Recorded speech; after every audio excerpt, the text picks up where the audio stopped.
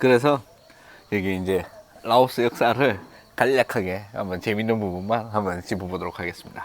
물론 이게 제가 뭐 역사학자가 아니고 뭐 그래가지고 틀린 부분이 있더라도 그냥 그 인터넷에 검색해서 알아서 보정하시고 저는 큰 이렇게 줄거리만 한번 말씀드리겠는데요. 이 동남아 지역, 이 동남아 지역의 모든 열대 지방이 다 그렇지만은 특히 이 동남아 지역은 고대사가 없어요. 고대사가 없는 게 이제 역사학자들이 뭔가 이렇게 땅을 파가지고 뭔가 발견해야 되는데 집터나 사람이 살았던 흔적은 발견이 됩니다. 그런데 뭐 도구라든지 뭐 아무것도 뭐 이런 게 발견이 아예 안 돼요. 그래가지고 여기가 사람이 살긴 살았는데 이게 너무 후진 문명이라 가지고 아무것도 없다 이렇게 생각을 하고 있었지만 최근 들어 가지고는 이 지역에 풍부하게 나는 이 대나무 때문에 그렇다는 이론이 가장 그럴듯하다고 생각을 합니다. 왜냐하면은 이 대나무가 여기서는 큰 거는 굵기가 이만한 것도 있어요. 이만한 거. 굵기가 이만한 거 가지고 이제 거기 집에 기둥으로 삼고, 그리고 이만한 걸로 거기 그 마디가 있는 부분을 잘 자르면은 그대로 그냥 밥그릇으로 써도 되고, 국그릇 혹은 뭐 이런 걸로 써도 되고, 뭐 작은 거는 물컵으로 써도 되고, 또 이 대나무를 이렇게 옆으로 쫙 쪼개면은 그게 굉장히 날카로워요. 그래가지고 뭐 돌도끼나든지 뭐 간석기 뭐 이런 것보다도 이 대나무가 훨씬 더 가볍고 좋고, 또 쓰다가 이게 뭐 무뎌지거나 이게 뭐 부러지거나 이러면은 버리고 금방 새로 만들 수 있는 이런 이렇게 대나무 문화권이라서 그렇다라는 이론도 있다고 합니다. 아무튼 그래서 고대사는 태국도 마찬가지지만 이 라오스도 고대사가 아예 뭐 있었다 카더라라는 이야기 정도, 아니면은 뭐 중국의 어떤 그 외국 그 사신들을 보내가지고 그때 당시 조사했던 내용들 뭐 그런 걸 가지고 추정만 할 뿐이지 뭐 정확한 내용은 아예 없습니다. 그래서 바로 13세기 1200년대로 그냥 바로 점프를 해가지고 13세기 중반에 여기서 이제 몽고의 침략을 받고 이제 중국의 중국 민족들이 이렇게 패배를 해가지고 이게 점점 남하를 하기 시작해요. 그 남하의 영향으로 그 밑에 살고 있던 애들도 등달아서 더 밑으로 내려온 거죠. 그래서 이제 라오스까지 와가지고 여기 루앙프라방에다가 란상이라는 그 왕국을 세우는 게 이제 시작입니다. 이 란상이라는 의미는 란은 이렇게 100만을 뜻하고요. 상은 코끼리를 뜻하는데, 이 란상 왕국을 세우면서 이제 실제 기록 역사가 라오스에서 이제 시작이 됩니다. 그래가지고 이 란상 왕국이 엄청 오래 가요. 오래 가는데 이게 엉망진창 이렇게 돼가지고 망할 때는 원래 엉망진창이 되지만은 라오스 같은 경우 굉장히 재미있게 엉망진창이 되었습니다. 전성기는 17세기, 그러니까 1600년대에 위대한 란상의 왕이 나타나가지고 그때 세력을 엄청나게 넓혀요.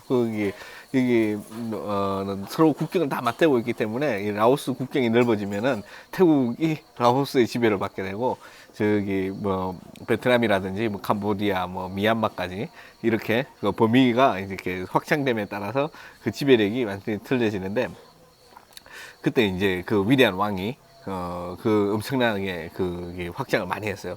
그러다가 갑자기 죽고 후계자를 잘 못 남겼어요. 후계자를 못 남겨가지고 그 세 명의 후계자가 서로 싸우게 되면서 이 왕국이 이게 세 개로 분열하게 됩니다. 이 세 개로 이제 삼국으로 분열하게 되죠. 하나 루앙프라방이랑 비엔창이랑 저기 하나 더 있어요. 북쪽에. 이제 거기랑 이제 세 개가 이제 분열이 돼가지고 이제 각자 사니까 분열되면서 이게 왕국의 힘이 다 빠진 거죠. 힘이 다 빠져가지고 주변국의 이제 통제를 받기 시작해요. 그래서 뭐 비엔티안 같은 경우에 비엔찬이라 그러거든요. 옛날 이름으로 비엔찬 같은 경우에는 이제 태국에 조공을 바치면서 태국의 이제 속국으로 되고, 뭐 저기 북쪽에는 저기 베트남으로 조공을 바친다든지 뭐 이런 식으로 힘이 없어져요. 힘이 없어지는데 재밌는 사건이 이제 거기 1800년도 19세기 거기 초중반 정도에 한 1800, 한 2, 30년 정도 같은데 정확하게 모르겠네요. 아무튼 그때쯤에 이제 비엔티안 왕국에 있는 그 왕이 소식을 듣게 돼요. 그 영국이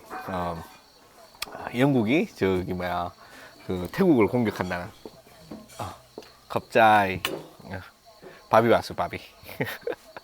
밤에 왔는데 이제 거기 아무튼 그런 소식을 접하게 됩니다. 그 소문을 들었죠. 이렇게 그 영국이 이제 그 인도를 지나가지고 미얀마를까지 다 먹었잖아요. 미얀마까지 다 먹었기 때문에 그게 이제 태국으로 이제 진격해 온다 이런 소문을 듣고 아 이때다 싶어서 그 전군사를 동원을 해가지고 태국을 쳐요. 태국을 치는데 그때 영국은 태국을 치지도 않았고 더 중요한 거는 태국이 그때 훨씬 더 셌거든요. 그래가지고 완전히 군사가 그대로 박살이 나면서 왕은 그 자리에서 포로로 잡혀가지고 2, 3년인가 감옥에서 있다가 그 감옥에서 죽고 그 비엔티안 왕국은 아예 태국에 점령을 당하게 돼요. 그 비엔티안 왕국뿐 아니라 그 위로 우르륵 전부 다 세 개 다 나머지도 한 방에 다 점령을 당하게 돼갖고 태국의 속국이 됩니다. 속국. 비엔티아는 아예 태국의 한 개의 주로 편입이 되고 나머지는 이제 조공을 바치는 이제 속국이 되는 거죠. 그러다가 이제 영국이 아니고 프랑스가 이 인도 차이나 반도를 이제 점령을 하면서 베트남을 지나가지고 캄보디아를 지나서 이제 드디어 라오스까지 오게 됩니다. 이 라오스까지 오게 돼가지고 이 라오스를 보니까 이제 태국이 점령을 하고 있잖아요. 그래가지고 이제 태국한테 그 메콩강 동쪽에 있는 땅을 다 내놔라. 이거 안 내놓으면은 너네 나라를 완전 식민지를 만들어버리겠다 이렇게 협박을 하는데 그 방콕에다가 이제 군함이랑 군인을 쫙 깨놓고 그런 식으로 협상을 했죠. 말이 협상이지 사실은 협박을 하는데 이 태국은 그 땅을 다 내줘요. 지금 라오스 그 땅 전체를 전부 다 내줍니다.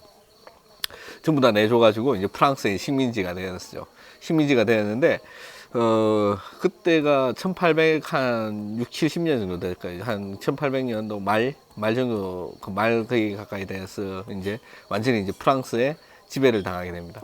프랑스에 이제 지배를 당하면서 여러 가지 이렇게 많은 것들을 이렇게 그 국가 기반 시설이나 이런 것들을 이렇게 발전시켜야 되는데 프랑스는 그게 관심이 아예 없었어요. 그냥 여기서 어떻게 조금 더 자원을 수탈을 하고 얘네들한테 어떻게 비싸게 상품을 팔아먹어서 얘네들을 쥐어짜가지고 프랑스를 부유한 국가로 만들 건지 거기에만 관심이 있었거든요. 그런데 이제 프랑스가 이렇게 라오스를 점령하다 보니까 이거는 라오스가 뭐 전혀 매력 있는 땅이 아니에요. 이게 국토의 딱 3%만 농사를 지을 수 있고 나머지는 다 산악지역. 인구도 그렇게 많지 않고 어디 교통도 굉장히 불편하고 메콩강을 따라서 안 다니면은 물자가 수송할 수 있는 그런 여건도 안 되는 식으로 그렇게 돼가지고 이게 완전히 뭐랄까 그 계력 신세를 면치 못하는데 그때 라오스 고산지에 이제 고산족들이겠죠. 그 사람들이 이제 재배하던 아편을 봤어요. 아편을 딱 보는 순간 프랑스가 이거다 이래가지고 라오스 전쟁에다가 아편밭을 쫙 만듭니다. 그 아편밭을 쫙 만들어가지고 그 아편을 주변국 그리고 중국으로 엄청나게 수출해서 어마어마한 돈을 벌게 됩니다. 그 아편에 이제 인도에서 생산된 아편이 이제 그 중국으로 팔려가가지고 중국을 무너뜨리듯이 그 프랑스의 아편도 주변국들에 엄청나게 팔려가가지고 많은 피해를 줬어요. 그러다가 이제 드디어 그 프랑스의 이제 식민 지배를 받다가 중간쯤 이제 그 2차 세계 대전이 이제 발발하게 됩니다. 2차 세계 대전이 발발하면서 그 얼마 안 가가지고 순식간에 프랑스가 독일한테 꽉 먹히잖아요. 그 히틀러한테 꽉 먹혔는데 그 바람에 이게 주인이 없는 땅이 됐어요. 이게 라오스가 주인은 있지만 주인집이 개털돼 가지고 주인이 이거 라오스 이런 식민지 돌볼 그 계열이 안 돼요. 그리고 히틀러가 프랑스 정부를 갖다 하나 세웠잖아요. 그 괴뢰 정부를. 그래가지고 그게 비시 프랑스 정부인데 그 정부의 그 소속으로 이 라오스는 남아있게 되긴 합니다. 그런데 문제는 뭔가 하면은 그 당시 일본군이 내려와요. 일본군이 내려와가지고 저기 영국을 치겠다, 인도를 먹겠다는 야심을 가지고 미얀마까지 가는 그 길을 내달라고 합니다. 그래가지고 프랑스는 이게 결을도 없겠다. 비시 프랑스 정부가 이게 뭐 힘이 있는 것도 아니고 뭐 지지를 받는 것도 아니고 그래가지고 그냥 그대로 일본한테 통째로 내주게 됩니다. 그렇게 일본한테 내주기만 하고 프랑스가 떠났느냐? 그건 아니고 재밌는 일이 벌어집니다. 프랑스가 그 식민 정부에 불만이 많은 그런 사람들을 막 부추겨가지고 빨리 독립을 해라, 독립을 쟁취해야 된다, 너네 식민지로 그래 살아서 되냐, 이런 식으로 엄청나게 지원을 해줘요. 왜냐하면은 내가 못 먹는 호박 찔러나 보자 이래갖고 아예 너도 못 먹게요. 다 된 밥에 다 된 밥에 이제 재 뿌리듯이 일본한테 뺏겼으니까 그래가지고 어떤 당시 지식인이겠죠. 지식인에다가 나름 이렇게 독립을 꿈꾸는 라오스 사람들은 엄청나게 지원을 물심양면으로 프랑스가 지원을 해주게 됩니다. 그 지원을 받고 나름의 이제 세력화에 이제 성공을 하는데 그 세력이 쉽게 말해서 공산주의 사상을 받아들인 그런 세력이 됩니다. 그게 이제 공산당이 되는 거죠. 라오스 공산당이 돼가지고 라오스 공산당의 모체가 되는 그런 조직이 만들어집니다. 그러다가 이제 독일이 항복을 하고 일본이 이제 패망을 하면서 다 돌아가요, 군사가. 일본, 그것도 재밌는데, 일본에서 이제 미얀마로 보낸 그 부대가 유명한 부대인데, 걔네들이 이제 무지막지한 작전을 가지고 왔어요. 보급은 현지 조달. 이런 식으로 미얀마까지 내려갔기 때문에 걔네들이 아주 무시무시한 놈들이었습니다. 아무튼, 그래가지고 일본이 다 철수를 하고, 그 다음 2차 세계대전이 끝난 다음에 프랑스가 다시 돌아와요, 인도차이나로. 걔네들이 이렇게 우리나라처럼 2차 세계대전 끝나고 바로 독립국가라든지 독립을 위한 수순을 밟은 게 아니고, 다시 식민지를 재탄환하려고 프랑스 정부가 엄청나게 노력을 합니다. 그래가지고 베트남으로도 오고 여기도 오고 막 해가지고 이제 다 막 와서 이제 다시 옛날에 있었던 제국주의 시대에 있었던 프랑스 식민지를 찾으려고 노력을 하는 도중에 호치민이라는 걸출한 인물이 이제 베트남 이웃 나라에서 나타나죠. 호치민의 이제 진두지휘하에 따라 가지고 저기 사파 옆에 있는 이름을 까먹는데 그 지명이 있어요. 사파 옆에 보면은 프랑스 주둔 부대가 큰 게 하나 있었거든요. 비행장도 하나 있고. 거기가 완전히 천연의 요소를 둘러싸여져 있었는데, 호치민이 대포를 산 위로 끌고 올라갔어요. 그 산이 보통 산이 아니고, 경사가 막 이렇게 돼 있는 경사인데, 몇십 톤짜리 포를 갖다 다 분해를 해가지고, 사람이 일일이 쥐고, 끈으로 묶어가지고, 사람 힘으로 진흙밭을 뚫고, 산 위에 포를 설치하게 됩니다. 그래서, 산 위에서 그냥 그대로 폭격을 해버리니까 프랑스 사람이 그때 많이 죽질 않았어요. 그 전투로 그럼 바로 항복을 했기 때문에. 그런데 이제 포로를 이제 호치민 정부가 걔네 포로 잡아가지고 이송하는 과정에서 다 걸어가게 했거든요. 이송하는 과정에서 한 30%가 죽었다고 합니다. 프랑스 사람들이. 아무튼 전쟁을 계기로 이제 프랑스는 인도차이나 반도에서 철수를 결심을 하고 완전히 나타나게 됩니다. 그리고 그때 이제 비슷한 시기에 제네바 협정이 있어가지고 제네바 협정 때문에 2차 세계대전 이전 국경으로 돌아가자 이렇게 해서 돌아가게 되는 거죠. 그리고 나니까 당시 이제 프랑스가 점령했던 태국당, 지금의 라오스죠. 라오스가 이제 갑자기 독립을 하게 됩니다. 베트남 땅이랑 원래 그때 당시에는 베트남, 지금 라오스가 태국 땅이었기 때문에 국경이 없었지만은 메콩강 동쪽을 잘라가가지고 프랑스가 가져갔잖아요. 그래서 그걸 이제 돌려주려고 보니까, 태국은 이미 국경을 만들어져 있고, 그래서 이제 라오스를 독립하게 되는 거죠. 독립을 하면서 이제 세 개의 파가 생깁니다. 국왕을 옛날부터 이제 있었던 국왕을 따르는 이제 보수파, 그리고 공산당, 그리고 이더주도 아닌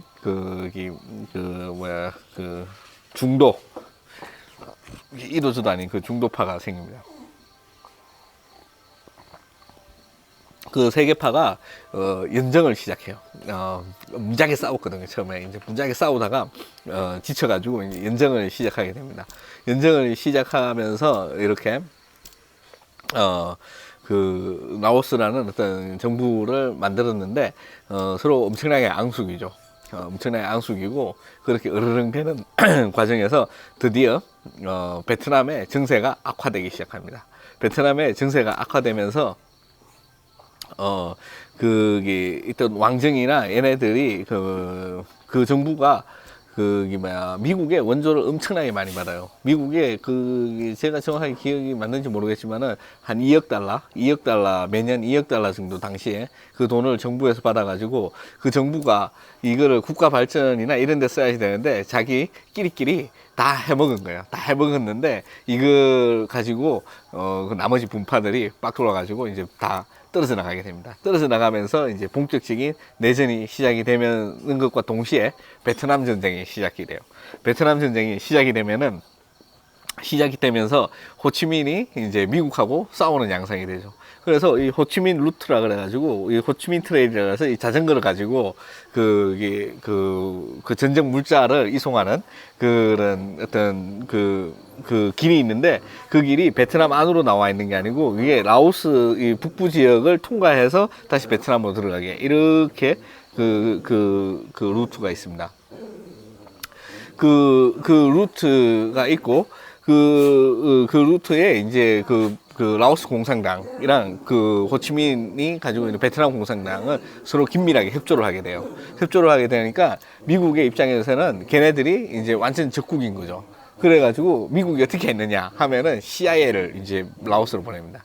CIA를 보내가지고 여기 그 라오스에 있는 몽족들을 군사적 무기를 대주고 그 돈을 주고 이래가지고 훈련을 시켜요.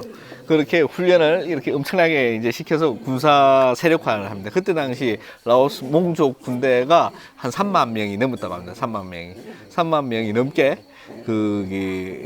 군사 훈련을 받고 뭐 나이 많은 노인부터 애들까지 전부 다 훈련을 시켜가지고 자기네 이제 이게 라오스 와보시면 알겠지만 이 산이 이게 엄청 험하거든요. 이게 정글이기 때문에 이 동네에 안 태어난 사람들은 이런 산을 잘 뚫고 갈 수가 없어요.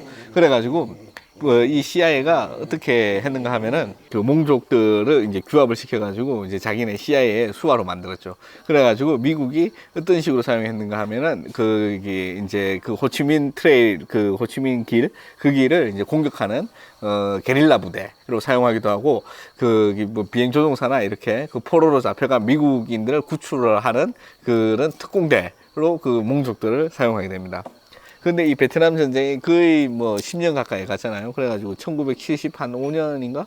그때 끝난 걸로 아는데, 그때까지 어마어마한 원조를 합니다, 미국이. 그리고 이 몽족과 함께 베트남의 원래 정부인 왕족 일가를 엄청나게 지원을 하죠. 엄청나게 지원을 하는데, 미국 신문에도 이 그 라오스 왕족이 이 그 내전 중임에도 엄청난 이렇게 부패와 지네들끼리 놀아먹기 이런 걸 해가지고 그 국가의 발전에는 아무런 도움이 되지 않는다 이런 막 그 신문 기사가 날 정도로 대단하게 지네들끼리 이렇게 원조받은 돈을 다 띠먹고 아주 호화로운 생활을 하고 그랬습니다.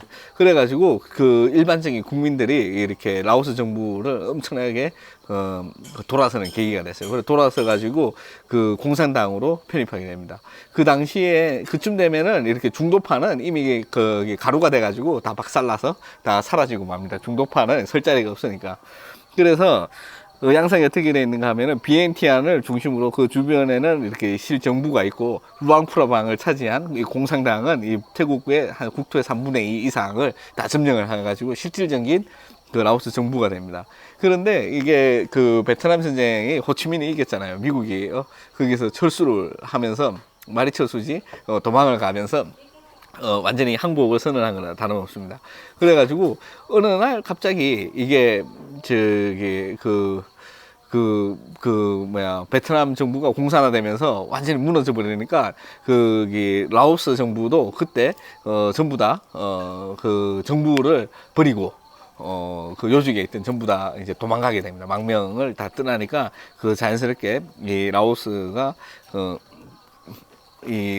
공산 정부로 수립이 됩니다. 공산 정부로 수립이 돼가지고 인민민주주의 라오스 공화국이 탄생을 하게 됩니다.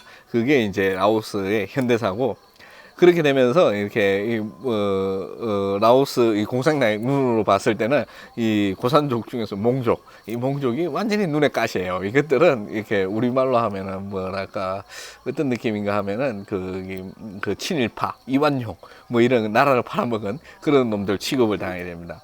그래가지고 얘네들이 전쟁이 끝나고 나서 엄청나게 상상 못할 정도로 이 종족 자체가 그러니까 인종 청소를 당하게 돼요. 그거를 피해가지고 이 라오스 내에 있는 몽족들이 이게 베트남이라든지 중국, 미얀마, 태국으로 전부 다 도망을 가게 되고, 아니면은 진짜 깊은 산골짜기로 도망을 가서 거기서 이제 몰래 숨어서 사는 그런 형상이 됩니다. 그리고 이제 그 베트남전 패망하고 난 이후에 라오스 이렇게 공산정부가 수립되고 나서 그 몽족 그 지도자들이랑 그리고 3천 몇 명 정도가 이제 그 미국으로 망명을 떠나게 됩니다. 그런데 얘네들이 미국이 처음에는 그 망명을 받아주지 않았어요. 그래가지고 딱 진짜 그 전투에 참가했고 그 요직에 있던 3천 명만 그 딱 데리고 갔고 가족들도 못 데리고 했거든요. 그런데 미국에서 이렇게 법이 그 망명법이 이제 통과되면서 그 뒤로 이제 가족이랑 이렇게 다 데려와가지고 현재 미국에서는 한 30만 명 정도 미국에 이제 몽족이 남아있다고 합니다. 그 몽족의 2세, 3세가 이제 지금 막 커가지고 걔네들이 뭐 잘 큰 애들 있겠지만은 그 몽족, 갱이 되기도 하고 뭐 그런 나쁜 짓도 많이 하는 그런 게 미국에 있는 현실이라고 합니다. 아무튼 그 얘기는 그 클린트 이스트우드가 만든 영화 그 그랜드 토리노라는 그 영화 보시면은 재밌게 잘 나와 있습니다. 아무튼 그 이후에 어떻게 됐는가 하면은 이 미국이랑 이렇게 태국이랑 이렇게 그 걔네들이 경제 제재를 해요. 라오스가 바다가 없기 때문에 이게 수출입이 자유롭지 못하거든요.